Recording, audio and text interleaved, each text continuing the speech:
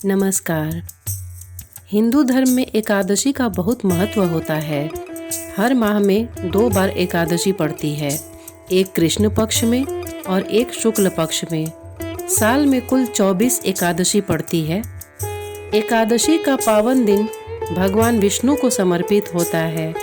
इस दिन विधि विधान से भगवान विष्णु की पूजा अर्चना की जाती है। भगवान विष्णु की कृपा से व्यक्ति की सभी मनोकामनाएं पूरी हो जाती हैं। सावन मास के शुक्ल पक्ष में पड़ने वाली एकादशी को पुत्रदा एकादशी के नाम से जाना जाता है। इसे पवित्रा एकादशी भी कहते हैं। आइए जानते हैं पुत्रदा एकादशी पूजा विधि, महत्व और इसकी क्या क्या सामग्री है। एकादशी व्रत पूजा की विधि इस प्रकार से है। सुबह जल्दी उठकर स्नान आदि से निवृत्त हो जाएं। घर के मंदिर में दीप प्रज्वलित करें। भगवान विष्णु का गंगा जल से अभिषेक करें। भगवान विष्णु को पुष्प और तुलसी दल अर्पित करें। अगर संभव हो तो इस दिन व्रत भी रखें। भगवान की आरती करें, भगवान को भोग लगाएं। इस बात का विशेष ध्यान रखें कि भगवान को सिर्फ सात्विक चीजों का भोग लगाया जाता है। भगवान विष्णु के भोग में तुलसी को जरूर शामिल करें। ऐसा माना जाता है कि बिना तुलसी के भगवान विष्णु भोग ग्रहण नहीं करते हैं। इस पावन दिन भगवान विष्णु के साथ ही माता लक्ष्मी की पूजा भी करें। इस दिन भगवान का अधिक से अधिक ध्यान करें। अब एकादशी के व्रत का क्या महत्व है, इसको जानते हैं। इस पावन दिन व्रत रखने से सभी तरह के पापों से मुक्ति मिल जाती है। इस व्रत को करने से व्यक्ति की सभी मनोकामनाएं पूरी हो जाती हैं। यह व्रत संतान के लिए भी रखा जाता है। इस व्रत को करने से निसंतान दंपतियों को संतान की प्राप्ति भी होती है। धार्मिक मान्यताओं के अनुसार एकादशी का व्रत रखने से मृत्यु के बाद मोक्ष की प्राप्ति होती है। एकादशी व्रत की पूजा सामग्री इस प्रकार है। श्री विष्णु जी का चित्र अथवा मूर्ति, पुष्प, नारियल, सुपारी, फल, लौंग, धूप, दीप, घी, पंचामृत, अक्षत, तुलसी दल, चंदन और मिष्ठान अर्थात मिठाई। श्रावण शुक्ल एकादशी, पुत्रदा एकादशी व्रत कथा। श्री युधिष्ठिर कहने लगे कि हे भगवान, श्रावण शुक्ल एकादशी का क्या नाम है? व्रत करने की विधि तथा इसका महात्म्य कृपा करके कहिए। मधुसूदन कहने लगे कि इस एकादशी का नाम पुत्रदा है। अब आप शांति पूर्वक इसकी कथा सुनिए। इसके सुनने मात्र से ही वायपेय यज्ञ का फल मिलता है।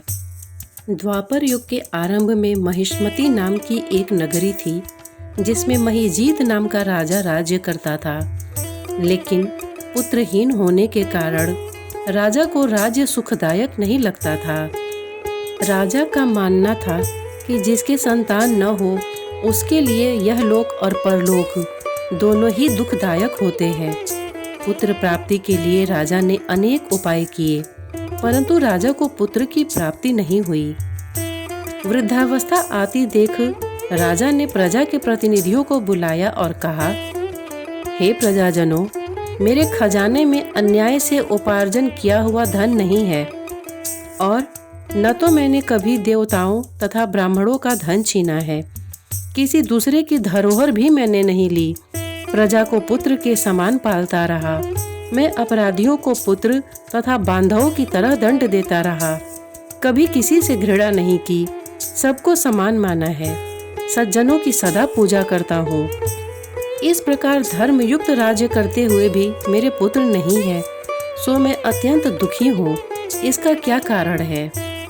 राजा महिजीत की इस बात को विचारने के लिए मंत्री तथा प्रजा के प्रतिनिधि वन को गए। वहाँ बड़े बड़े ऋषि मुनियों के दर्शन किए। राजा की उत्तम कामना की पूर्ति के लिए किसी श्रेष्ठ तपस्वी मुनि को देखते फिरते रहे। एक आश्रम में उन्होंने एक अत्यंत वयोवृद्ध, धर्म के ज्ञाता, बड़े तपस्वी, परमात्मा में मन लगाए हुए, निराहार जितेंद्रिय, जितात्मा, जित क्रोध, सनातन धर्म के गूढ़ तत्वों को जानने वाले समस्त शास्त्रों के ज्ञाता महात्मा लोमश मुनि को देखा, जिनका कल्प के व्यतीत होने पर एक रोम गिरता था। सबने जाकर ऋषि को प्रणाम किया। उन लोगों को देखकर मुनि ने पूछा कि आप लोग किस कारण से आए हैं। निसंदेह आप लोगों का हित करूंगा। मेरा जन्म केवल दूसरों के उपकार के लिए हुआ है, इसमें संदेह मत करो। लोमश ऋषि के ऐसे वचन सुनकर सब लोग बोले, हे महर्षि, आप हमारी बात जानने में ब्रह्मा से भी अधिक समर्थ हैं, अतः आप हमारे इस संदेह को दूर कीजिए। महिष्मतिपुरी का धर्मात्मा राजा महिजीत प्रजा का पुत्र के समान पालन करता है, फिर भी वह पुत्रहीन होने के कारण दुखी है। उन लोगों ने आगे कहा कि हम लोग उसकी प्रजा हैं, अतः उसके दुख से हम भी दुखी हैं।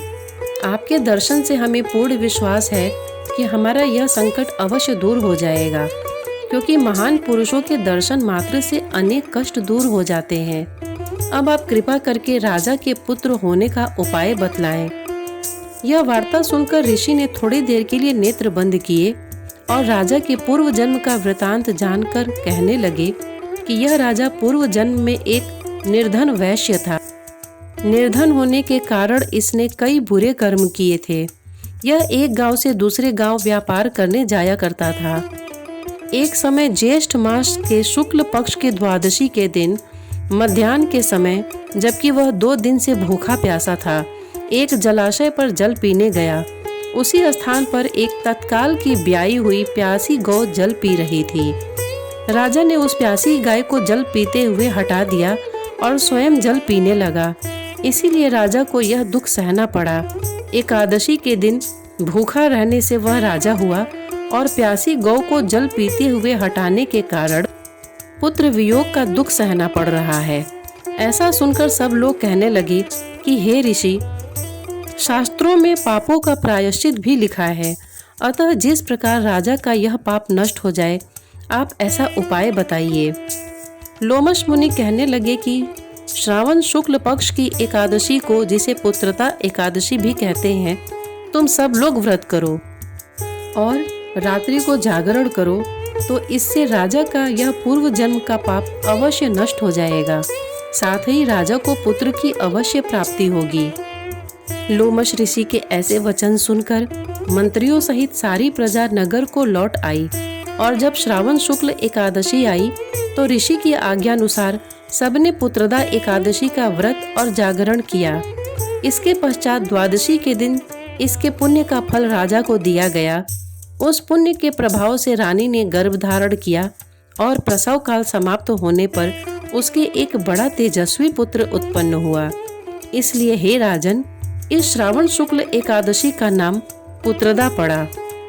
अतः संतान सुख की इच्छा हासिल करने वाले इस व्रत को अवश्य करें।